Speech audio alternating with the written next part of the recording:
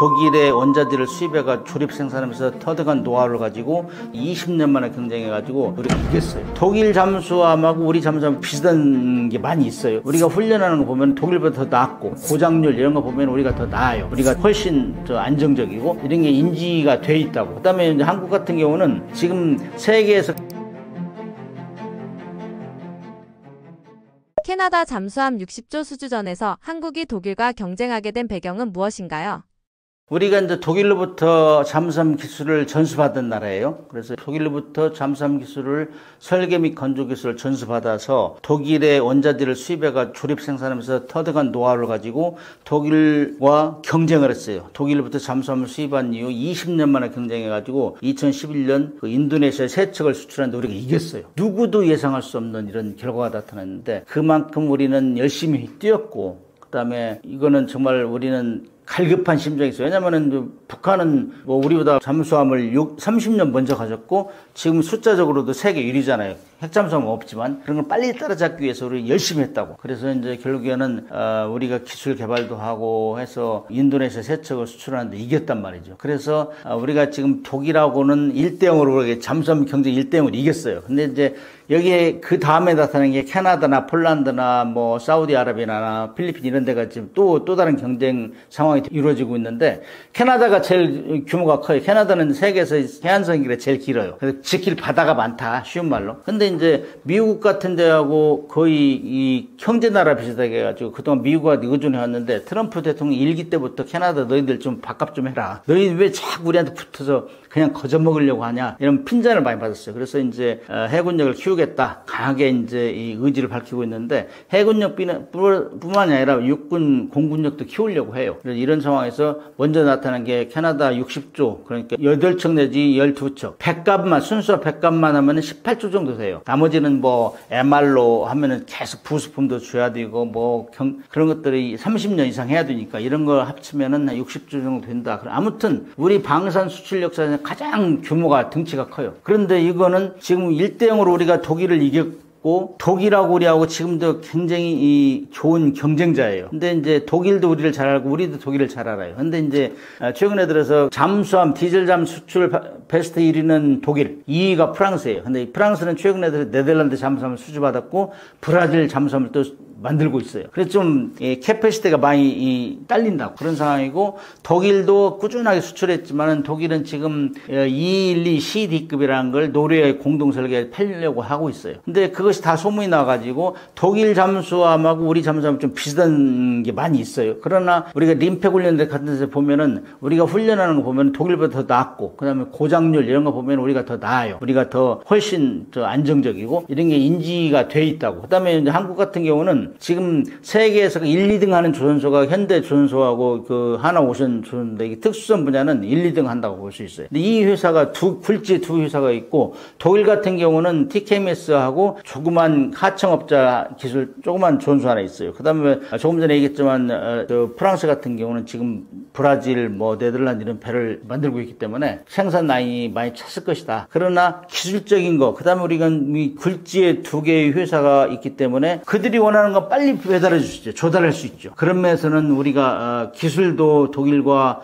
비슷하거나 또 위에 있는 게 있고 그 다음에 납기 그러니까 우리가 두 개의 회사가 있기 때문에 원하는 시기를 당길 수 있다 이거죠. 그 다음에 이제 가격 면에서는 우리가 인도네시아 2011년에 가격을 독일하고 시합을 했을 때 경쟁에서 우리가 가격이 쌌었어요. 이런 면도 보면은 우수하죠. 그래서 캐나다에서 이런 걸 할 때 한 1년 정도 서베이를 했어요. 그래가지고 너희들 의향서 내봐라 다 평가하고 나서 보니까는 야 한국하고 그다음에 독일하고 비슷하네. 기술적인 건 비슷하네. 납기는 한국이 더 유리하게 그 다음에 뭐, 하면은 절충교육 이런 게 있어요. 그러면 교육훈련 시설이라든지 정비 시설 이런 걸 또 지어주고 이런 게 있어요. 이런 거 보면은 한국이 오히려 낫겠다 이런 판단이 서 있는 거예요. 그러나 이제 안타깝게도 지금 우리가 K9 전투, K2 전차, FA50 공격기 이런 것들을 폴란드에 막 수출하다 보니까 유럽 시에서 깜짝 놀란 거예요. 유럽에서 이러다 한국이 우리 유럽 시장을 완전히 잠식하는 거 아니야? 이래 자기들끼리 똘똘 뭉치고 있다고. 이런 것들이 이제 장애연으로 나타나고 있어요. 그래서 이걸 어떻게 우리가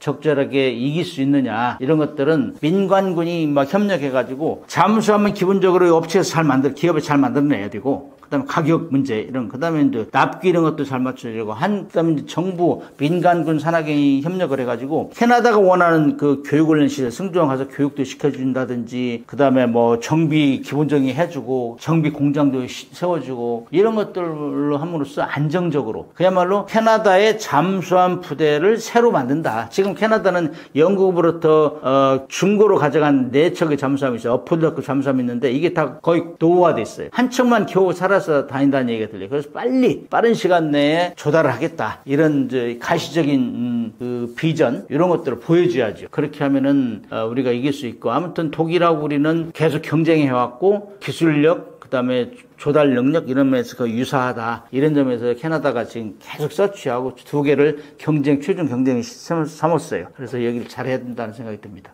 캐나다 잠수함 사업이 국제정치 안보 측면에서도 의미가 크다고 하는데 어떤 맥락이 있다고 보시나요?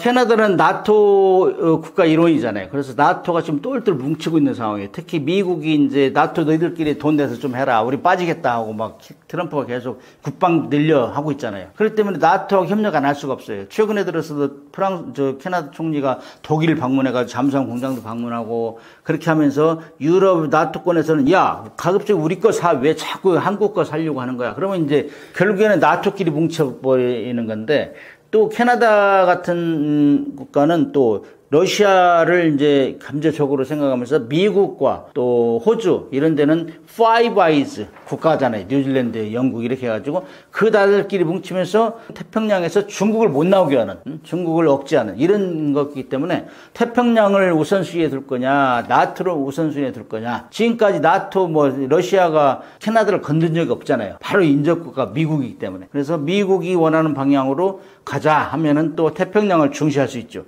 그렇게 되면 우리한테 협력은 훨씬 낫죠. 그렇죠? 그래서 이 국제 질서도 자국의 이익에 따라 이합집산이 되고 있어요. 그래서 캐나다가 나토 쪽으로 붙을 것이냐, 우리 이제 태평양 쪽으로 붙을 것이냐, 이런 면이 이제 이 정치권들이 협력을 해야 될 것 같고, 그 다음에 이제 캐나다 같은 경우는 미국이 계속 압박함으로써 너네 육군 공군력도 키워 해가지고 그렇게 하면은 군사적 모델, 군사적 발전 그 모델을 어디 걸 채택할 것이냐. 지금 현재 전쟁 시가 아닌 평화 시에 육해 공군 군사력을 가장 안정적으로 키운 모델이 대한민국이에요. 그거는 북한하고 계속 경쟁을 했기 때문에. 그래서 우리 같은 경우는 캐나다 너희들이 원하면 우리 육군 공군 것도 해줄 수 있어. 지금 우리 공군도 FA50 팔고 있잖아요. 그 다음에 KF21도 지금 막 내년이면 양산 들어가고, 그 다음에 함정도 잠수함 제일 좋고, 호위함 이런 것들은 페루, 필리핀 이런 데 계속 수출하고 있잖아요. 이런 것들 육해공군들을 너희들이 원하는 수준으로 토탈 솔루션을 제공하겠다. 이런 정도로 우리가 하면은 캐나다가 우리한테 올 수 있죠. 그래서 전략적으로 민관군 산하경이 협력을 하면은 캐나다를 나토 쪽에 이제 경제적으로 우리 쪽에 끌어올 수 있는 이런 찬스다. 이렇게 보고 있어요. 잠수함은 최첨단 무기 같지만 실제로는 수작업이 많다고 하던데요. 의외의 사실이나 운용에서 필요한 디테일은 무엇인가요? 우리가 이제 손이 많이 간다 그러잖아요. 실제적으로 무기 체계는 컴퓨터가 발달되고 IT 기술 발달돼가지고 거의 다 자동이고 이지스 전투함 이런 것도 다 자동으로 하잖아요. 1000개의 표적을 레이더가 잡아내. 그다음에 자동 너 교전하면은 너 미사일 나가, 너 램 미사일 나가, 골키퍼 나가, 다 자기가 통제하잖아요. 그렇게 한 걸 자동이라고, 완전 풀 자동이라고, 풀 자동. 그 다음에 이제 사람이 가서 이렇게 하는 걸 반자동. 그 다음에 사람이 직접 포탄을 집어넣는 걸 수동, 그래, 수동. 그래서 잠수함도 마찬가지 이지스 구축함이라는 것처럼 전투 체계가 아주 발달되어 있어요. 그 다음에 자동 시스템이 됐는데, 잠수함이 수상 함정하고 제일 다른 것 중에 하나가 리던던시 기능이 뛰어나다 그래요. 리던던시가 대체할 수 있는 거예요. 이게 안 되면 저걸로 하고, 저거 안 되면 저걸로 하고, 이런 식으로 3중 안전제작이 돼 있다 그래요. 그래서 예를 들면은 잠수함 함장 같은 경우는 물속에서 이제 음파 탐지기나 이런 걸 표적을 잡아가지고 컴퓨터로 다 계산해가지고, 저쪽에 지금 적함이 있어. 거리는 얼마, 방위 얼마냐, 다 계산을 해내요. 근데 함장은 그 부하들이 계산한 걸 딱 보고 머리로 판단해, 머리로. 아, 이게 맞겠다, 틀리겠다, 이걸 판단해. 그것이 또 하나의 수동으로 하는 거지.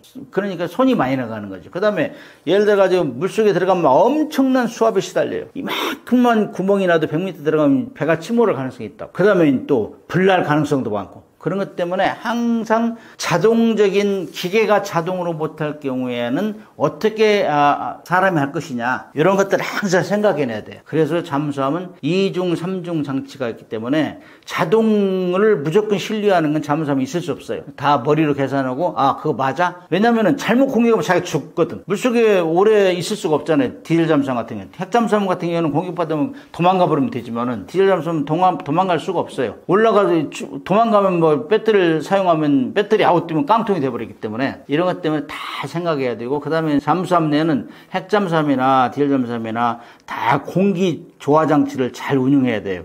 산소, 수소, 이산화탄소는 적정 수준을 다 항상 유지해 줘야 돼. 그 오버되는 수준으로 가면은 승조원들이 활동을 못 해요. 산소 같은 경우는 잠수함 내에서 18에서 21%를 유지해 줘야 돼요. 일반 공기 중에는 21%가 있는데 그걸 다 유지해 줘야 되고, 이산화탄소는 1% 이상이 넘어가면 안 돼요. 사람이 힘이 없어 일도 못 해요. 그다음에 수소가스 같은 경우는 2%는 폭발할 수 있어요. 이 세 가지는 반드시 모니터링하고 해줘야 돼요. 이런 것도 다 해주기 때문에 잠수함 할 일이 많아요. 그런 얘기를 하죠. 그 다음에 전투체계, 조금 전에 했지만 전투체계 이런 것도 기계가 다 식별은 해요. 그러나 그것이 진짜 맞아? 그래서 잠수함에서 AI 기능을 많이 집어내야 된다, 이런 얘기가 많이 있잖아요. 근데 AI 기능 집어넣어도 물속에서는 이게 틀릴 수가 있다. 그래서 사람이 다 반드시 숙련된 경험을 통해서 확인을 해야 된다. 그래서 잠수하면 확인을 하지 않으면 죽어요. 잘못하면. 그냥 기계가 해주는 대로 하면 안 돼요. 이런 것들이 일반 수상함도 틀리다, 이렇게 얘기할 수 있죠.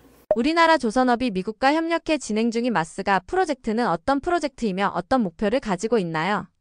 자, 이제 우리가 미국하고 관세 전쟁이 지금 진행되고 있잖아요. 우리뿐만 아니라 전 세계가. 그런데 우리는 이제 미국이 관세를 붙이려고 하는 그거를 우리가 역이용한 거죠. 그래서 트럼프 대통령은 1기 때부터 마가라는 걸 주장해서 Make America Great Again, 미국을 다시 위대하게 만들겠다. 그래서 미국 우선주의, 자국 우선주의를 엄청나게 외쳤어요. 그런데 결국에는 그렇게 하지 못하고 욕 좀 얻어먹으면서 1기가 끝났는데 2기에 들어서도 똑같은 주장을 하고, 그게 이제 정치를 하는 캠페인으로, 일본 캠페인으로 쓰고 있는데, 여기에 이제 우리가 미국에서 우리한테 요청한 게 쉽빌딩, 그러니까 조선을 우리한테 도움을 요청하고 있잖아요. 필요하다, 협력이 필요하다 하기 때문에 거기다 우리가 S자를 집어넣은 거예요. S자, 마가에. 그래서 Make America Shipbuilding Great Again 해가지고 지금 마스가라는 걸 이제 집어내가지고 우리가 1,500억 불 이상을 투자해서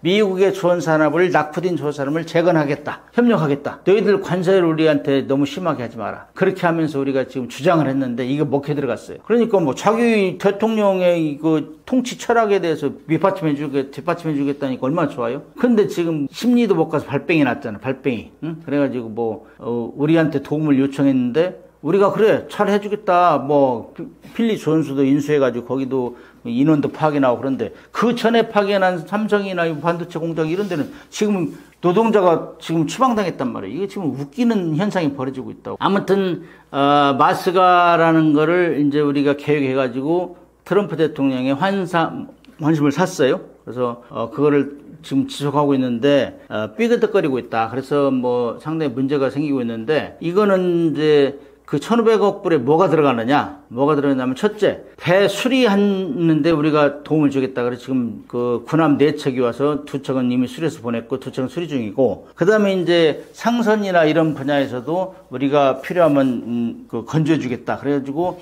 한화에서 필리 존스랑을 샀어요. 사가지고 거기에서 이제 그 한화의 그 미국 법인 한화 쉬핑, 한화 해운 회사를 통해서 거기에 이제 주문을 했어요. 필리 존스에 12척을 주문해가지고 그걸 지금 만들어주겠다 하는데, 여기에 이제 여러 가지 이제 규정과 미국의 법과 제도와 규정을 고쳐줘야 되거든. 왜냐면은 우리가 미국 자기들이 요청해놓고 우리한테 자꾸 자기들 규정과 절차를 따르면 안 되죠. 그래서 우리가 지금 갈등이 일어나고 있는데, 그래서 아무튼 MRO 사업에서 우리가 굉장히 인정을 받아가지고 앞으로 미국의 신조 함정까지 군함뿐만이 아니라 상선, LNG선 이런 것까지 해주겠다. 이게 목표예요. 그런데 그런 걸 하려면 가드레일을 잘 설치해야 되죠. 우리가 손해나지 않게. 왜 우리 미국법을 따르야 되나? 거기 존스법이나 번스 툴레프슨 수정법이나 다 고쳐라. 그리고 우리가 세금도 줄여줘야 되고 이런 것들을 잘 투자를 해야 돼요. 그래서 지금 나도 이제 계속 정부한테 요청을 하고 글로 쓰고 이렇게 했으면 좋겠다는 걸 해야 되는데 몰라서 그러는 게 없어요. 우리 기업들도 잘하고 근데 정부하고 우리하고 딱 잘 맞아야 돼요. 맞고 정부는 정부대로 물량을 지속적으로 확보할 수 있는 방법 알려주고 기업은 깔끔하게 정리하고 더 플러스 해가지고 한국하고 하면 정말 이 실패가 안 돼. 이제 한국하고 공동 설계 건조해서 팔자. 이런 데까지 우리가 유도를 하면은 대성공이죠. 그래서 이런 차원에서 노력하면은 아마 좋은 결과가 있지 않을까. 그래서 민관군이 협력을 해서 총력전으로 미국하고 이제 이 협력을 해야지. 그렇지 않으면은 우리는 해준다고 해주는데 미국은 섭섭하게 생각하고 미국은 또 왜 한국이 형편없어 하고 또 갈등만 일으키면은 마스가 안 한 것보다 못하다. 지금 그런 진조가 보여요. 그래서 지금 우리 대통령도 많이 신경 쓰고 있는데 아무튼 미국이 그런 우려를 범하지 않도록 지속적으로 미국이 해서 해준다 했는데 왜 우리가 푸대접을 받아주냐. 우리도 이 기회를 마련해서 이 기회를 틈타서 우리도 원자력 협정이랑 개정도 하고 우리한테 필요한 것도 얻어내자. 이런 캠페인을 많이 해야 된다 생각해요. 일각에서는 우리나라가 핵잠수함을 개발해야 한다는 목소리도 있는데 이에 대해서는 어떻게 보시나요?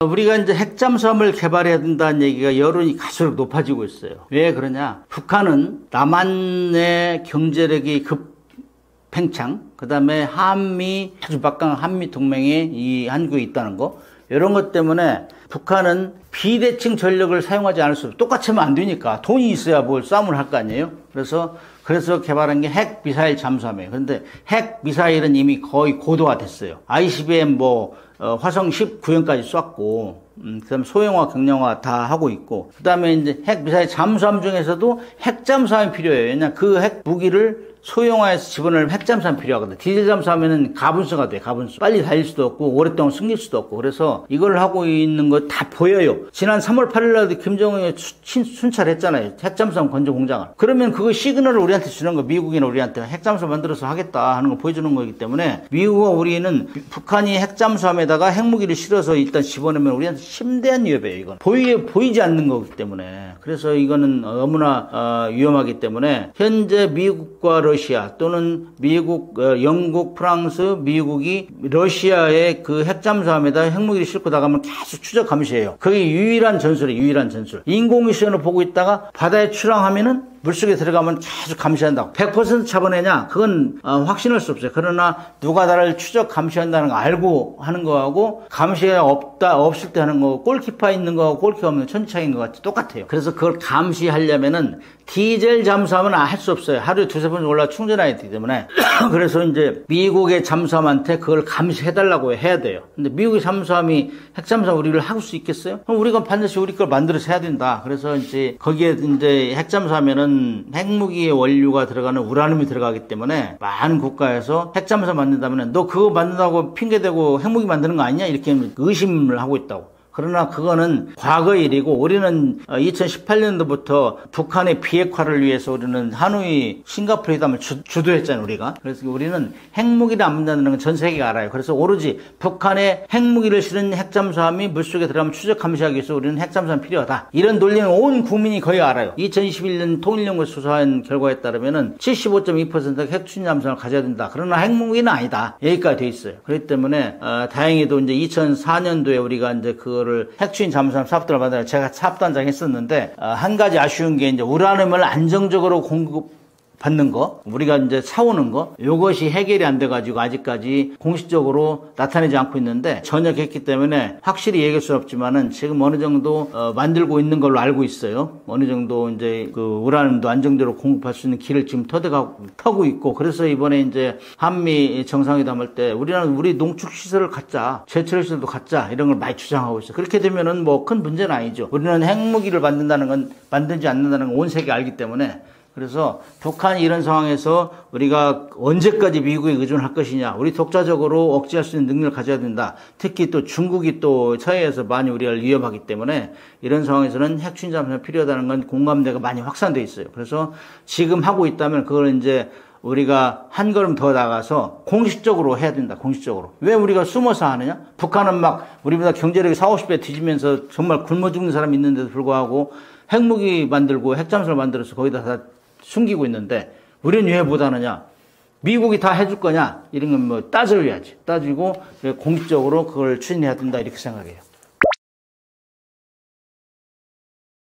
네, 한국이 세계 6번째 핵 추진 강대국에 오를 수 있는가에 대한 여러 가지 이슈들이 있죠. 여러 가지 기술의 역량과 또 전략적 필요성, 또 국제적 여러 정세가 맞물려야만이 이 핵 추진 잠수함은 가능합니다. 현재는 미국과 영국, 프랑스, 러시아, 중국, 인도 이렇게 6개국에 불과합니다. 핵 추진 잠수함을 보유하고 있는 국가가. 그러나 우리가 K 잠수함 이렇게 해서 우리가 진행됐던 것이 장보고 2, 장보고 3 뭐 이렇게 해서 점진적으로 진행되고 있는데 그 마지막 단계는 우리가 핵 추진 잠수함이라고 볼 수가 있는 겁니다. 이 핵 추진 잠수함에 대한 우리가 보유를 통해서 해양 강국으로 갈 수 있느냐에 대한 이슈가 있고 또 이러기 위해서는 여러 가지 우리가 확보해야 할 또는 또 전략적인 요소들이 있는데 그 중에 하나가 원자로 설계 및 소형 원자로 기술입니다. 이 핵 추진 잠수함의 핵심은 잠수함을 탑재할 수 있는 소형 원자로의 기술이 보유하고 있냐 아니냐에 따라 달라지는데 우리가 이 원자력 기술을 바탕으로 해서 다양한 그 사업들을 통해서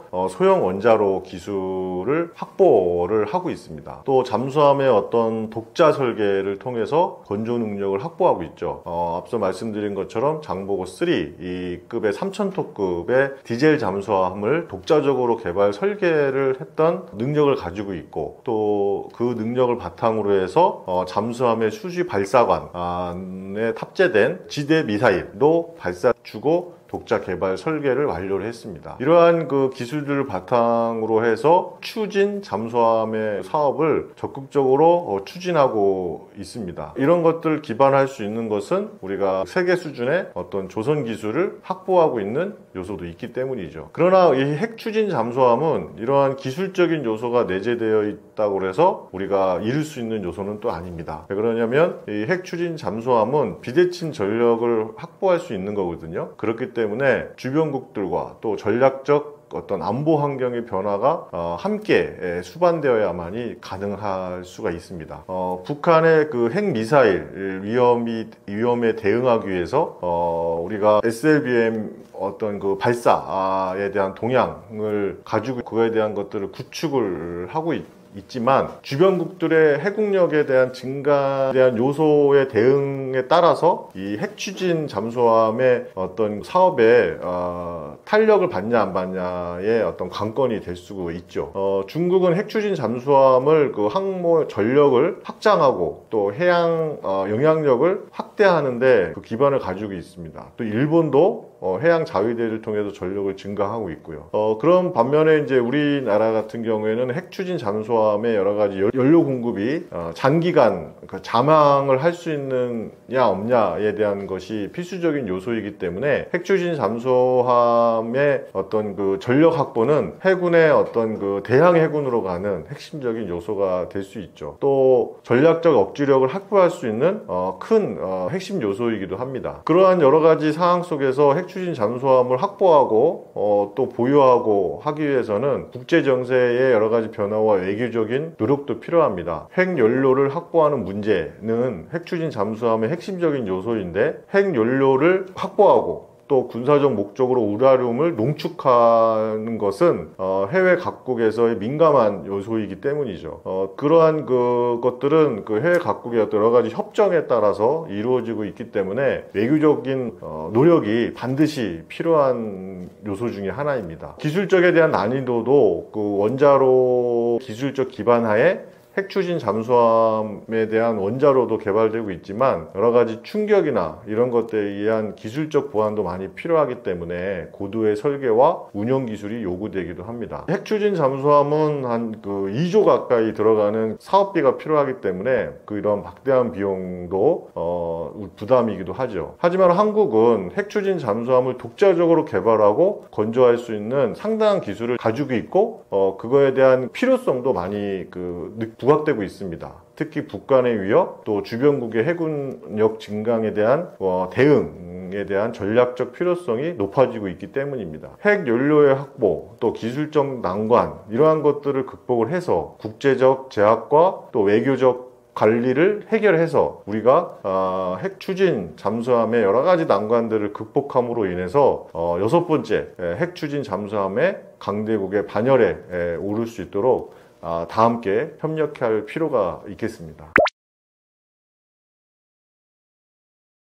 핵 추진 잠수함은 우리가 자력으로 개발했을 때 여러 가지 상징적 의미와 또 기대되는 파급 효과들이 있는데 상징적인 의미는 과학기술의 강국으로서의 증명이라고 볼 수가 있습니다. 핵 추진 잠수함 개발을 통해서 원자력, 또 조선, 기계, 전자, 소재 이러한 분야들에 대해서 최고 수준의 과학기술을 역량을 융합하고 집중시킬 수 있는 무기체계가 되기 때문입니다. 이를 통해서 글로벌 파워에 대한 상징이 될 수도 있겠죠. 핵 추진 잠수함을 자체 개발하고 운영하는 국가는 전 세계적으로 소수에 불과합니다. 이 대열에 합류한다는 것은 한국이 단순히 지역 강국을 넘어서 세계적인 안보 및 기술 강국이 되었다라는 위상을 확보하는 것을 보여주는 수 있기 때문입니다. 또 국민적인 자긍심도 있겠죠. 핵 추진 잠수함을 개발 성공을 통해서 국민들이 엄청난 자긍심과 또 성취감을 안겨줄 수도 있고 또 이를 통해서 국가 발전의 새로운 동력이 될 수도 있을 겁니다. 이와 함께 기대되는 파급 효과도 있습니다.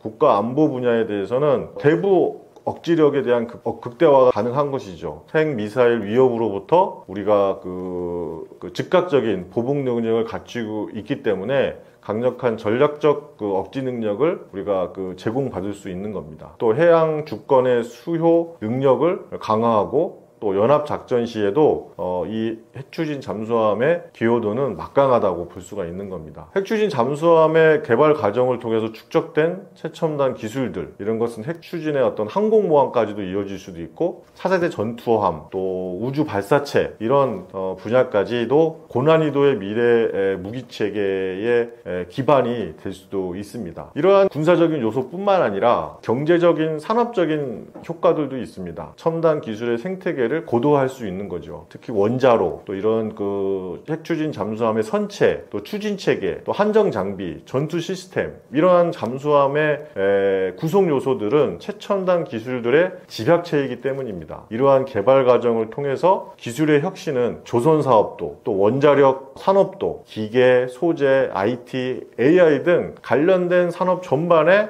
기술 수준을 끌어올릴 수 있는 고부가 가치 산업으로 가능하고 가속화할 수 있는 것입니다. 또 신규 사업의 일자리를 창출할 수가 있겠죠. 핵추진 잠수함 개발을 통해서 당연히 막대한 연구 개발이 필요하고 또 이에 대한 수출 경쟁력도 강화될 수 있기 때문입니다. 국제적 영향력도 증대될 수가 있겠죠. 핵추진 잠수함의 보유국이 된다는 것은 국제사회에서 한국의 발언권도 확대될 수 있습니다.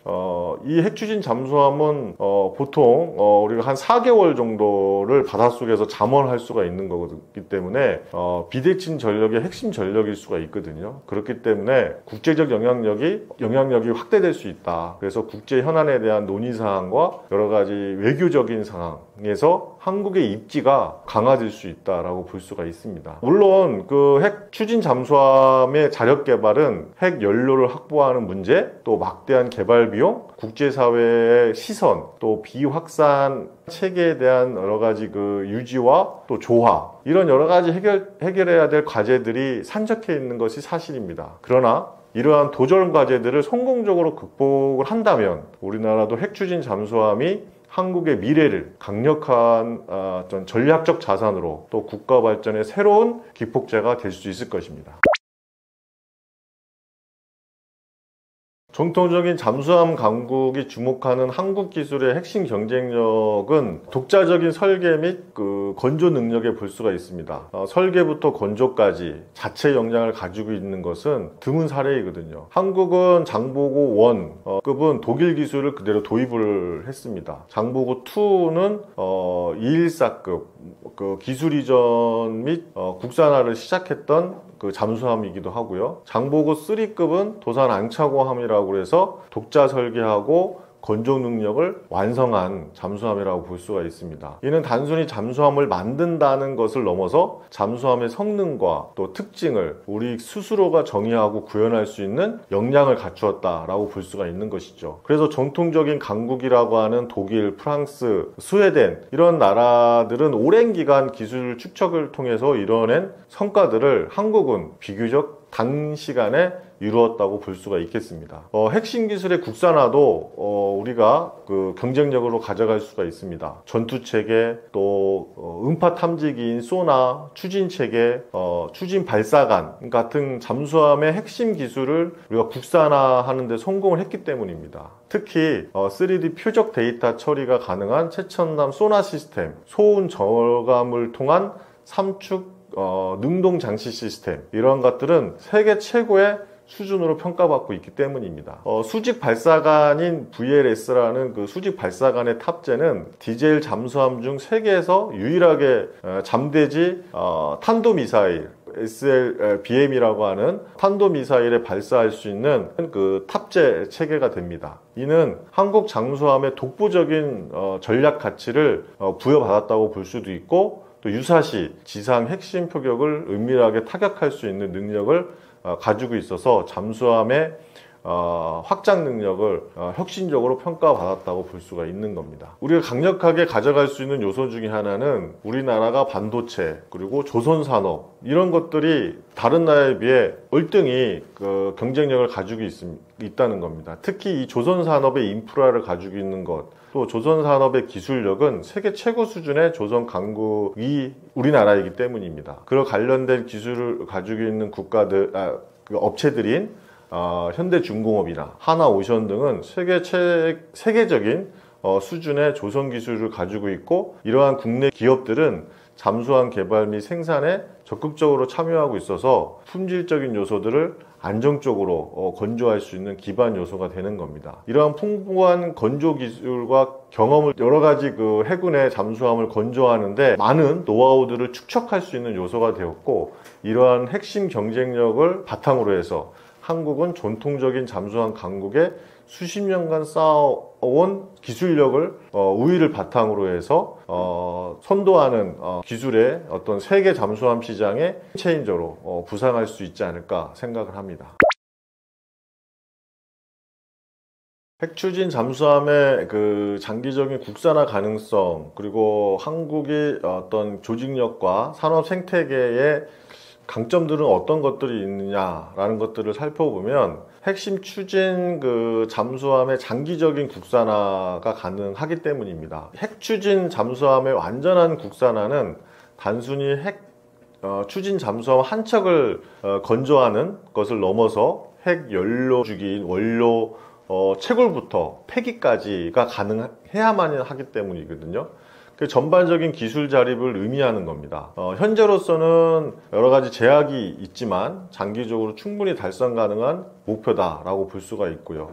이러한 가능성의 근거를 가지고 있는 것은 소형 원자로 기술력을 확보했기 때문입니다. 한국은 이미 스마트와 같은 소형 원자료 개발 SMR이라고 하는 소형 모듈 원자료를 개발을 완료를 했고 이 소형 모듈형 원자로를 통해서 고출력 또 저소음의 기술을 가지고 있습니다. 2003년도에 362 사업을 통해서 4,000톤급의 잠수함의 원자로를 개념 설계를 마쳤고 또 사실상 핵심 기술이 상당 부분을 확보했다고 볼 수도 있겠습니다. 차세대 SMR 개발에 대한 정보와 기업 투자가 활발하게 이루어지고 있고 이 기술은 핵추진 잠수함의 원자로의 개발에 직접적으로 기여를 하고 있는 겁니다. 잠수함의 독자적인 설계 건조 능력도 그 중에 핵심적인 요소가 될 수 있는데 장보고 3급 도산 앙차노 함은 3,000톤급의 그 잠수함을 설계하고 건조를 통한 이 경험을 통해서 전투 체계의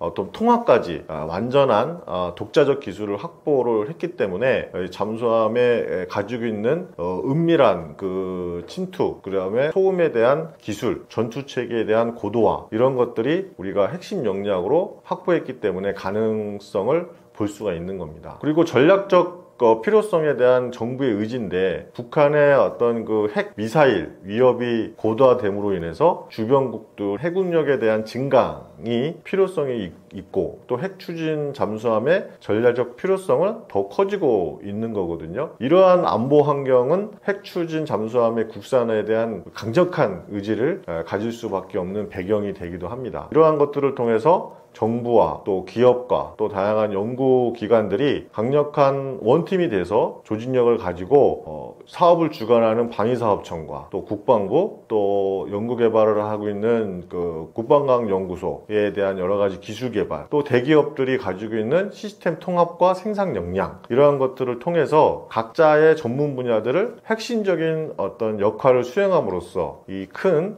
프로젝트를 성공적으로 이룰 수 있지 않나, 그렇게 생각을 하고 있습니다. 이러한 것들을 바탕으로 해서 탄탄한 우리 그 조선 인프라와 또 원자력 산업을 기반으로 해서 우리가 그 핵추진 잠수함 개발에 어떤 직접적인 어떤 자양분이 될 수도 있는 것이고, 또 이 기업들은 대기업과 중소기업이 서로 협력을 해서 핵추진 잠수함에 많은 그 첨단 부품들이 필요로 하는데, 이런 것들이 같이 협력하는 체계를 구축함으로 인해서 우리가 극복을 할 수가 있을 것입니다. 이러한 기술들을 바탕으로 해서 또 국방 분야에 적용시킬 수 있고, 또 이러한 기술적 개발과 생산을 통해서 우리가 신속한 어떤 그 사업을 추진해 나갈 수가 있는 것이죠. 이러한 한국적인 독보적인 어떤 그 조직력, 또 산업 생태계의 강점을 가지고 핵추진 잠수함이라는 고난이도의 어떤 이 프로젝트를 성공적으로 수행할 수 있는 강력한 기반이 될 수 있을 겁니다. 좀 장기적인 관점에서 또 완전한 국산화 가능성이 매우 높은 것을 우리가 핵심 역량으로 가지고 추진하면 가능한 프로젝트로 만들 수 있을 것입니다. 엔진 국산화에 대해서 영국 롤스로이스와 협력한다는 소식이 있었으나 사실이 아닌 걸로 밝혀지는 해프닝이 있었는데요. 엔진 기술을 해외 협력하는 것은 국산화를 포기하는 것인가요? 제가 지금 유튜브에서 또 방송을 하고 있지만, 이제 유튜브 방송 특성을 좀 독자분들이 이해하시고 여기에 대해 가지고 올바르게 사실에 대해서 팩트체크 이렇게 해주시면 좋겠는데, 아무래도 썸네일이나 제목만으로는 모든 내용을 알기 어려운 것도 사실입니다. 요것 때문에 약간 해프닝이 있었는데, 파이낸셜 타임즈에서는 영국 롤스로이스와 한국이 엔진을 개발한다 이렇게 보도가 나왔으나, 제가 취재한 결과 그 롤스로이스를 한국 본사에서는 아직 그 논의가 이루어진 바도 없고, 제가 이제 관련된 방위사업청이라 라든가 국방과학연구소를 취재해본 결과 롤스로이스랑 미팅이 있었는데 구체적으로 컨트랙트를 하거나 이런 내용이 없는 상황에서 영국에서 먼저 보도가 나왔단 말이죠. 근데 요거 같은 경우는 결국에는 영국 측이 먼저 이제 바이럴이라고 할까요? 그런 것처럼 이제 좀 이슈를 하기 위해서 파이낸셜 타임즈라는 영국계 언론을 통해서 먼저 치고 들어간 측면인데, 실제 계약이라든가 협상 측면에서는 영국의 롤스로이스 뿐만 아니라 이제 미국의 제너럴 일렉트릭, 프레댓 휘트니, 그 다음에 프랑스의 샤프란까지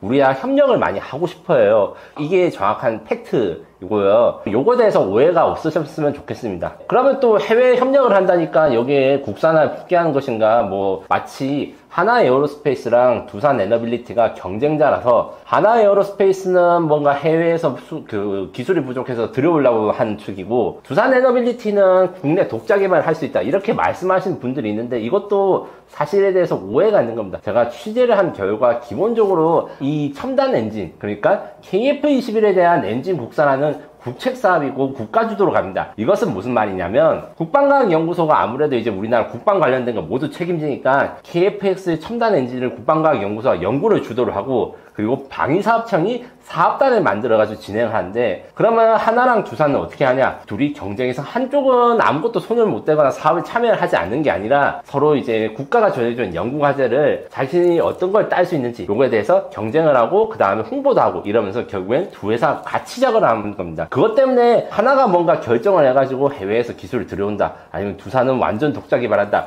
이 결정권은 없고 국가 주도로 가는 것이고, 국가 주도로 갈 때 기본적으로 항상 이야기되는 게 예산과 비용이 있습니다. 요 비용 문제 같은 경우에도 이 개발 예산과 비용을 이야기할 때 무조건 국산화를 이야기하시는 분이 있어요. 근데 사실은 무조건 국산화할 때 실패하는 경우도 있고, 정확하게 우리가 목표로 하는 엔진이 어떤 수준이고 언제까지 만들고 어떤 예산을 가질지 깊은 고민이 필요합니다. 가령 우리가 FA50과 KF21이 로키드 마틴과의 공동 개발로 이루어졌는데, 그렇다 해서 FA50이 수출이 거절되고 이런 건 아니거든요. 실제로 FA50에서 수출이 거절된 딱 한 번의 사례가 있었습니다. 이게 어떤 일이었냐면, 아르헨티나의 FA50을 수출할 때 여기에 탈출 좌석, 그러니까 비상시에 조종사가 탈출하고 있는 저 좌석 같은 게 영국의 마틴 베이커 사제 그 제품인데, 아르헨티나나 영국은 1982년에 포클랜드 분쟁을 거쳤기 때문에 이게 수출이 안 됐던 거예요. 이런 사례들 말고 사실 수출이 거부되는 게 잘 없거든요. 그래서 공동 개발을 하면 무조건 수출이 안 된다, 이게 사실과 다릅니다. 물론 공동 개발할 때 약점이 생길 수 있어요. 어떤 약점이 있냐, 요것도 이제 헬기 같은 경우에는 그런 경우가 있는데, 트루연이나 LAH 소형 무장 헬기 같은 걸 우리가 이제 수출할 때 어떻게 하냐면, 에어버스의 무장 헬기와 경쟁하게 되면 에어버스는 우리 수리온과 LAH를 공동 개발했기 때문에 우리 헬기에 대해서 어떻게 공부를 했고 개발했는지에 대한 정보가 다 알고 있어요. 그래서 같은 제품을 파는 시점에서 이제 기술 이전을 하면 수출 시장에서는 이게 어려울 수 있어요. 상대방이 우리의 경쟁자면서 우리의 스승이기도 하니까요. 그렇기 때문에 엔진 국산화가 반드시 필요하지만 부족 기술을 확보하는 게 중요하고, 이 확보를 할 때 어떤 방식으로 하느냐, 어떻게 해서 우리 이익을 극대화하느냐가 중요합니다. 가령 우리가 지금 이야기하는 KF21 엔진 국산화는 제너럴 일렉트릭의 F414 엔진이라는 건데, 이게 1990년대 나온 엔진이거든요. 요게 대해서 만약에 이제 국산화를 하고 이제 공동 개발했을 때, 미국이 이런 거를 뭐 수출을 금지하겠냐, 아니면 경쟁 제품을 또 만들겠냐, 이런 확률이 많지 않기 때문에 RSP 혹은 이제 공동 개발의 형식으로 이야기를 합니다. 그래서 제가 RSP를 항상 강조하는 거는 두 개가 있습니다. 우리나라가 엔진 국산화를 하는 이유는 뭐라고 생각하십니까? 원래 국산화라는 거는 요새는 이제 무기 제약은 거의 이런 게 없어요. 삼성 핸드폰에 삼성 CPU보다 더 좋은 퀄컴 CPU가 있으면 그걸 넣는 게 당연한 세상이잖아요. 하지만 무기 체계는 유지 보수, 운용, 그 다음에 전시에 활용될 수 있는가, 요거 때문에 국산 제품이 중요한 것이고, 첫 번째로. 두 번째로 수출 규제를 피할 수 있는 제품, 그러니까 요 제품을 만들었는데 이제 수출이 안 된다, 이게 수출 승인 만들기 어렵다, 이런 것인데, 엔진 같은 경우에는 이 RSP나 혹은 공동 개발을 사용해서 수출 승인이 충분히 나올 수 있는 사례가 과거에도 있었고, 이것 때문에 RSP 하는 게 굉장히 중요하다, 이렇게 말씀드릴 수 있습니다. 또한 우리가 지금 엔진 국산의 목적을 생각할 때, 우리가 항공 우주 산업, 그 중에서도 항공기 엔진 사업에 대해서 우리가 마치 지금의 조선이라든가 원자력 혹은 이제 자동차 산업과 같은 새로운 신산업으로 발전시켜야 될 필요성이 있기 때문에 하는 거예요. 지금 이야기되는 KF21 엔진 국산화 몇 대 만들지 정해지는지 혹시 아세요? 한 대도 없습니다. 왜 그런 일이냐? 지금 KF21은 120대가 다 미국산 엔진을 사기로 확정됐고, 그 이후 물량에 대해서 미확정인데, 그 미확정인 물량에 대해서 국산 엔진을 만들기 때문에 이 국산 엔진은 이 사업 자체로만 볼 게 아니라 이 사업 과정에서 해외 파트너들과 어떻게 협력을 하느냐, 그래서 협력 기반이 어떻게 되냐,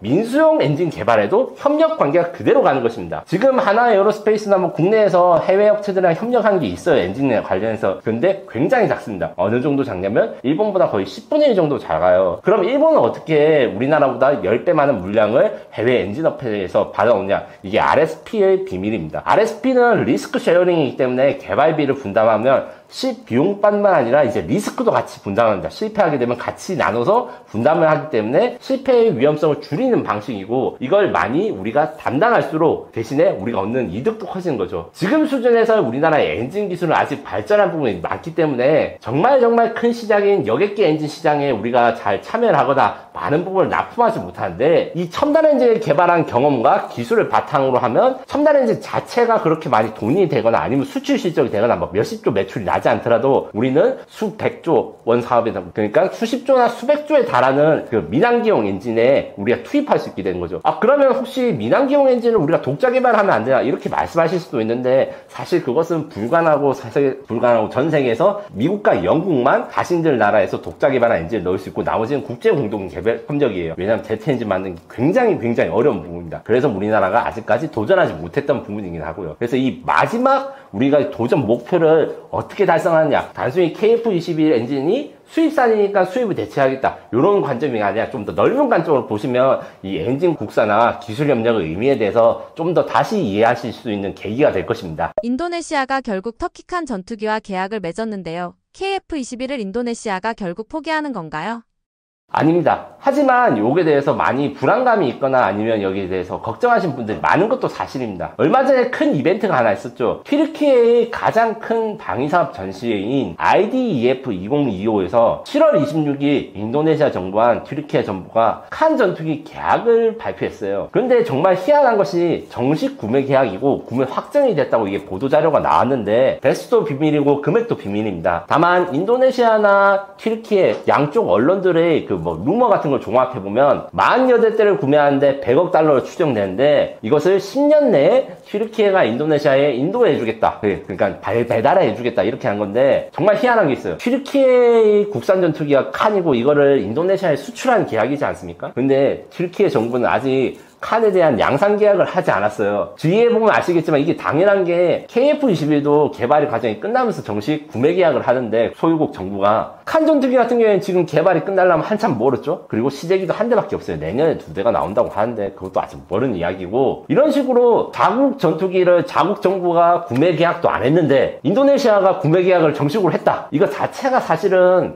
이게 정상적인 계약으로 보여야 되나 이런 의구심이 하나 있고, 또 제가 취재를 해봤어요. 그 취재를 해봤을 때 그럼 KF21과의 계약 파기라든가 인도네시아 정부가 아니면 계약이라든가 이걸 돈 다 토해내겠다 뭐 이런 이야기들이 있는가, 제가 인도네시아 기자들한테 이야기를 했는데 없었습니다. 왜 없냐? 사람들이 의아하게 생각하셔서 좀 잃어갔는데, 인도네시아는 사실 계획은 다 있어요. 돈이 없다 뿐이지. 어떤 계획은 있냐, 자신들이 구매할 여러가지 전투기들을 어디에 배치할지 그 다음에 어디에 넣을지 다 계획이 있어서 인도네시아 공군 입장에서는 KF21과 튀르키예 칸 전투기를 동시에 구매하고 운용할 예정이랍니다. 그래서 현재 칸은 인도네시아 공군의 F-16을 대체하고 KF-21은 인도네시아 공군의 수호이 계열 전투기를 대체하는 걸로 해서 하는데, 여기다가 이제 라팔까지 들어가고 그 다음에 KF-15EX, 그래서 4종류의 전투기를 운용하는 게 인도네시아 목표고 어디 기지에 배치할 것인지 요게 다 정해져 있다. 이렇게 인도네시아에선 이야기됩니다. 그러면 전투기를 이국 한국가 4종류랑 운영하는 게 말이 되냐? 말이 됩니다. 잘 생각해 보시면 우리는 내후년에 어떻게 전투기를 운영하냐면 FA-50, F-16, F-15K, F-35, KF-21까지 내후년에 운영하게 됩니다. 5종류죠. 우리나라가 물론 종기가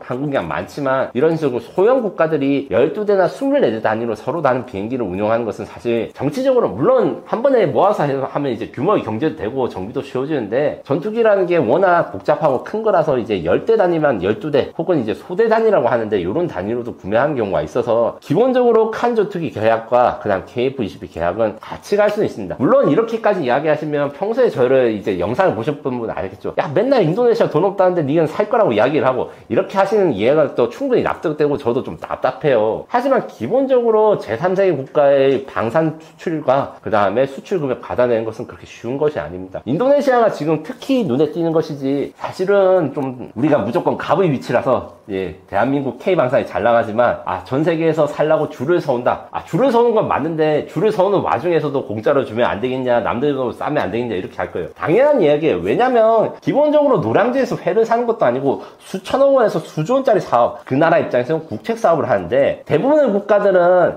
여러 나라 중에서 한쪽 나라를 선택하거나 아니면 정치적인 균형을 잃어버리는 선택을 하지 않아요. 대한민국 같은 경우에 한미동맹이 굳건하고 우리가 그 앞으로도 그걸 계속 해나가니까 이게 익숙하지 않은 게 있는데, 아시아나 그 다음에 남미 이런 제3세계 국가라고 하는 국가들은 기본적으로 균형 외고를 중시합니다. 무슨 말이냐면 이쪽에서 하나에서 이쪽에 샀으면 다른 쪽에서 이걸 사고, 그러니까 여러 나라에서 한꺼번에 사서 상대방이 여러 나라들이랑 다 친하게 지낼 수 있다, 이 욕구가 있기 때문에 이런 현상이 생기는 겁니다. 물론 여기에는 이제 동남아시아 특유의 비리도 있을 수 있죠. 가령 이제 튀르키예 칸 전투기 같은 경우에는 튀르키예 칸 전투기를 인도네시아에서 세이즈하는 회사랑 이제 지금 대통령과의 연관성, 이런 것들도 문제가 제기되고 있거든요. 그렇기 때문에 지금 인도네시아가 KF-21을 무조건 산다, 그래서 걱정 마라, 이렇게 말씀 못 드리는 것들은 죄송하게 생각하지만, 그렇다 해서 우리가 사업이 무조건 끝났다, 인도네시아랑 튀르키예랑 완전히 붙었다, 이렇게 생각하거나, 아니면 인도네시아가 KF-21 개발한 기술로 튀르키예에 준다거나, 이런 것은 완전한 낭설이라고 생각하시면 됩니다. 그렇기 때문에 조금 더 차분하게 진행시키고, 그 다음에 인도네시아가 우리랑 수정 계약하는 것을 어떻게 진행할 것인지 이런 걸 좀 봐야 되는데, 제가 취재한 걸로는 인도네시아의 카이라고 할 수 있는 PTDI가 KF-21 면허 생산할 수 있는 라인에 대한 건물이라든가 이런 걸 설립을 했고, 그 다음에 원래 KF-21 공동개발 개발할 때 우리가 일정 물량을 인도네시아에 주기로 했어요. 뭐 주익 일부분이라든가 아니면 무장을 장착하는 무장 장착제인 헬런이라고 하든가, 이런 것들에 대해서도 생산 준비를 하고 있다, 이렇게 알고 있습니다. 현재 KF-21은 미국산 엔진을 쓰고 있는데 한국의 자체 엔진 개발은 어디까지 와 있나요? 기본적으로 대한민국군의 제트 엔진 개발 수준, 그 다음 기술은 단수명 엔진에 대해서 거의 완성 단계이지만 이제 장수명에 도전한다, 이렇게 설명할 수 있는데, 장수명과 단수명의 차이는 무엇인가? 쉽게 말해서 미사일을 쓸 것인가 아닌가, 요 차이인데, 기존에 우리 이제 하나에어로 같은 경우에는 독자 개발한 엔진들이 지금 3-4종 있어요. 그것들이 다 해성이라든가 현무3 같은 미사일에 사용하는 그리고 제트 엔진입니다. 이런 것들 경우에는 우리가 나쁘다는 게 아니라 한 번 쓰고 버리는 것을, 한 번 쓰고 터지는 것을 전제하기 때문에 연속 활용, 한 번 쓰고 몇천 시간 동안 계속 작동될 수 있는가, 이런 것들에 대한 검사를 하지 않아요. 그리고 사람이 타지 않는 걸 쓰기 때문에. 그래서 우리가 지금 도전 중인 게, 사람이 타는 유인 비행기에 넣는 제트 엔진은 그 비행기 하면서 고장도 안 나야 되고 수명도 오래 길어야 됩니다. 그래서 장수명 제트 엔진에 도전한다고 이야기를 하는데, 그 중에서 현재 우리가 가장 이제 실전에 가까워진 것은 KTF 5500이라고 합니다. 여기서 KTF라는 거는 코리아 터보팬 엔진, 제트 엔진은 뭐 터보 엔진과 이제 터보 제트 엔진과 터보팬 엔진이 있는데 대부분 다 터보팬 엔진이라 생각하시면 돼요. 그래서 코리아 터보팬 엔진 5500 파운드, 항공기는 야드 파운드를 쓴다. 이게 미국이 워낙 발전하다 보니까, 그래서 추력이 5500 파운드, 2.5톤, 2.7톤에 가까운 이 추력을 가지고 있다. 이 추력이라는 거는 엔진에서 밀어낸 힘인데, 이 힘이 좋아야지 당연히 엔진이 이제 비행기가 더 잘 가겠죠. 그래서 5500 파운드부터 시작해서 국내 최초의 장수명 제트 엔진이 올해 나옵니다. 이게 지금 이 방송에서 제가 처음 말씀드릴 건데, 아마 서울에어쇼 지금 아시죠? 가덱스라는 행사가 이제 킨텍스에서 열립니다. 킨텍스 지상 전시에서 이제 KTF 5500의 완성 버전이 지금 전시될 가능성이 매우 높습니다. 그럼 우리가 이제 10월 달쯤에 이제 킨텍스에 가면 우리나라 최초의 장수명 제트 엔진을 볼 수 있게 되는 거죠. 이 엔진 같은 경우에는 로어스라고 하는 비행기에 탑재되는데, 로어스는 국방과학연구소 주도로 개발되는 무인 편대기라고 합니다. 쉽게 말해가지고 유인기랑 같이 가는 무인기인데, 요거에 대해서는 뒤에서 자세히 설명드리겠습니다. 거기에 최초로 탑재될 예정입니다. 다음으로 이야기할 것은 KTF 1만입니다. 앞에서 말씀드렸듯이 KTF 5500 같은 경우에는 추력이 5500, 그 다음 KTF 1만 같은 경우에는 1만 파운드 제트 엔진입니다. 이것은 원래 스텔스 무인 공격기라 해가지고 그 로어스랑 비슷한데 더 스텔스한 가오리 같이 생긴, 뭐 흔히들 가오리 X 뭐 이렇게 이야기를 하던 비행기가 있었어요. 이게 지금 현재는 개발이 일단 잠정 중단됐는데, 여기에 사용될 수 있는 로어스보다 더 큰 무인기에 사용할 제트 엔진으로 개발됐는데, 현재 계획가에서는 아마 이제 다시 부활할 가능성도 있다고 봅니다. 그래서 5,500파운드를 이게 확대한, 이거는 이제 같이 설계됐는데 5,500파운드 먼저 만들고 그 다음에 이걸 성능을 더 높인 걸 만들게 됩니다. 마지막으로 이야기할 게 KTF 16000 16,000인데, 이게 앞서 말씀드린 국산 이제 첨단 엔진이라고 불리는 KF-21EX의 버전에 장착 가능한 엔진입니다. 국방과학연구소랑 방위사업청 주도로 하나, 두산이 공동 비용으로 개발하게 되는데 현재의 개발 스케줄은 확정이 되지 않았으나 여러 가지 안이 있어요. 그 중에서 제일 합리적인 안은 이제 국제 공동 개발로 했을 때는 7년의 시간에 3.5조, 그러니까 3조 5천억 원의 예산을 들여가지고 만들 수 있을 것 같아. 이런데 이 KTX 16,000 같은 경우에는 KTX 10,000이랑 5,500과 전혀 다릅니다. 그게 코어라고 해서 엔진은 이제 여러 가지 팬들이 들어가 있는데 여기서부터는 한 단계 업그레이드해서 최신형 전투기랑 비슷한, 그리고 처음으로 사람이 타는 비행기 타는 엔진인데 이게 지금 만들어지면 KF-21에 장착돼서 시험을 할 거예요. 어떤 식으로 하냐면 F414, 그러니까 미국제 엔진과 이제 KTF 16,000을 같이 KF-21을 탑재합니다. 왜냐하면 KF-21은 쌍발 엔진이기 때문에 한쪽은 미국 엔진을 달고 한쪽은 신형 개발 엔진을 달아서 비행 시험을 하면 만약에 개발 도중에 뭔가 고장이 나서 우리 국산 엔진이 뭐 오류가 났거나 아니면 뭔가 문제가 생겨도 남은 신뢰성 있는 미국 엔진 사용해가지고 무사히 임무를 종료하고 이런 개념으로 시험 비행을 하면서 이제 검증될 예정입니다. 최근 KF-21 20대 추가 양산 계약이 체결됐는데 이 계약은 어떤 의미를 갖고 있나요?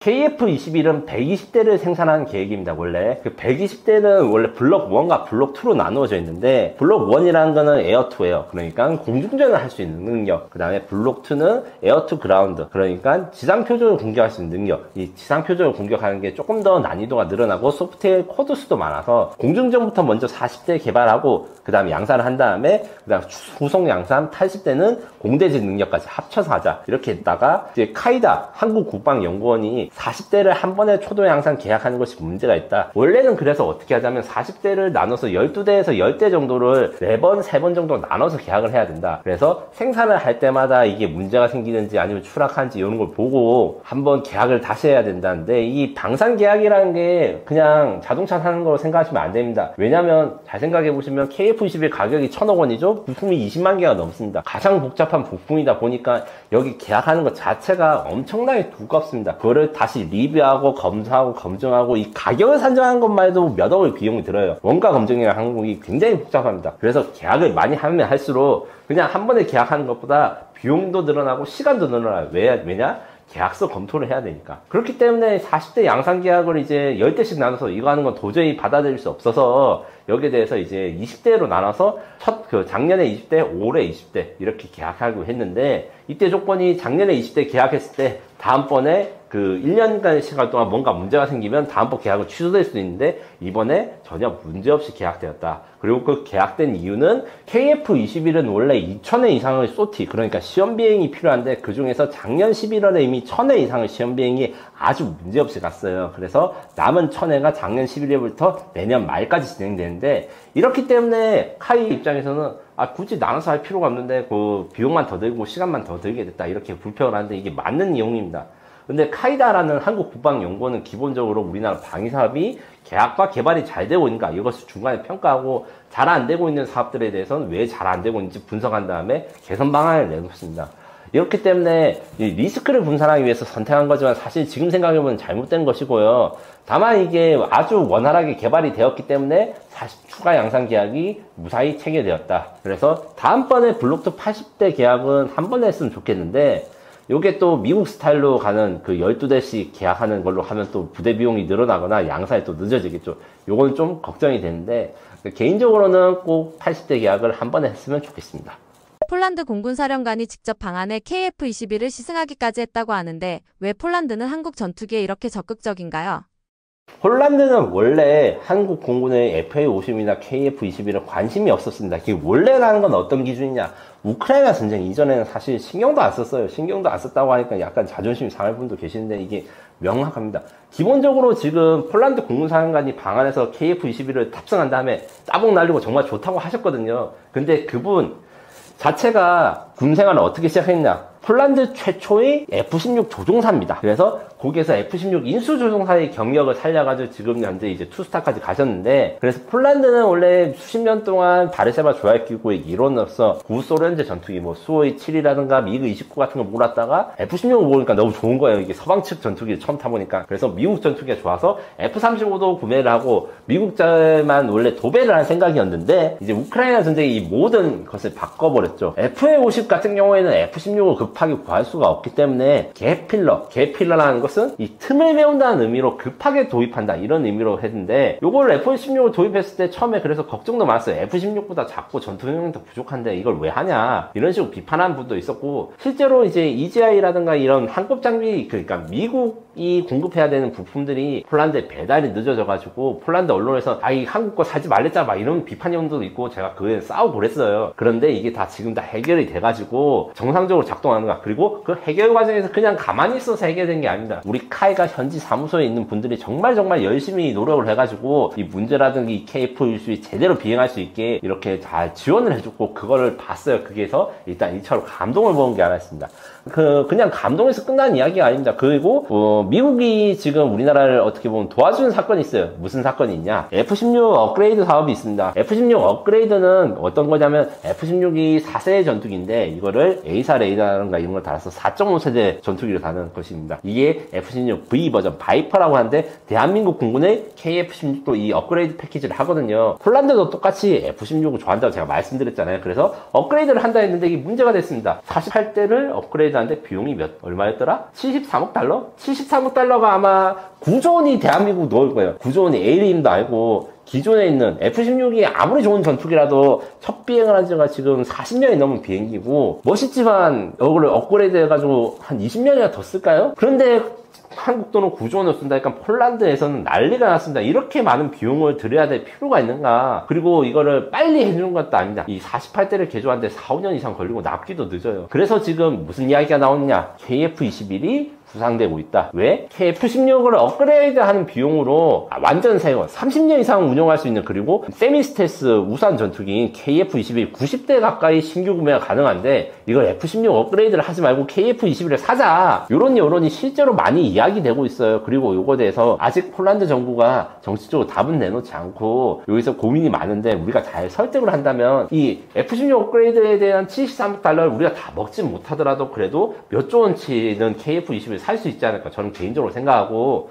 저는 그 사천 에어쇼라 해가지고 서울 에어쇼 말고 카이 공장 근처에서 이제 에어쇼를 할 때 KF-21이 전시되는 거를 막 찍고 있었을 때 폴란드에서 무관분들이 오셔가지고 잠깐 이야기를 나눈 적이 있습니다. 그때 약간 반동답으로 인도네시아 국기 거꾸로 하면 폴란드인데 너네들 살 생각이 없냐니까, 그때 당시만 해도 잘 비행하고 멋있긴 한데 이번에 우리가 잘 보고를 해주겠다 했는데 그때 비행을 아주 잘 했거든요. 아마 보고가 잘 됐고 지금도 마케팅이 됐을 거라고 생각이 들지만 여기에 사업화가 되기는 아직 몇 년, 그러니까 내년이나 내후년에선 좀 지켜봐야 된다, 이렇게 말씀드릴 수 있습니다. 인도네시아가 전투기 사종을 앞으로 운용하게 되는데 문제는 없을까요? 한국이 인도네시아랑 다시 거래를 해야 하는지 불만이 많은데 어떻게 생각하시나요?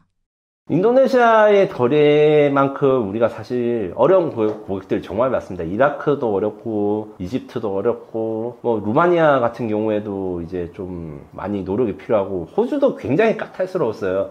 이게 K방산이 지금 잘 나가는 거 맞는데 항상 이야기할 때 우리나라 방위사업에 K방산 수출에 노력하시는 수많은 분들이 얼마나 타지에서 고생하시는지, 그 고생이라는 게 결국에는 말도 안 되는 조건을 어르고 달래고 합리적으로 설득을 하면서 이렇게 판매하는 것은 좀 아셨으면 좋겠습니다. 전투기라는 무기 같은 게 굉장히 판매할 때 비싸기 때문에 억지를 많이 부려요.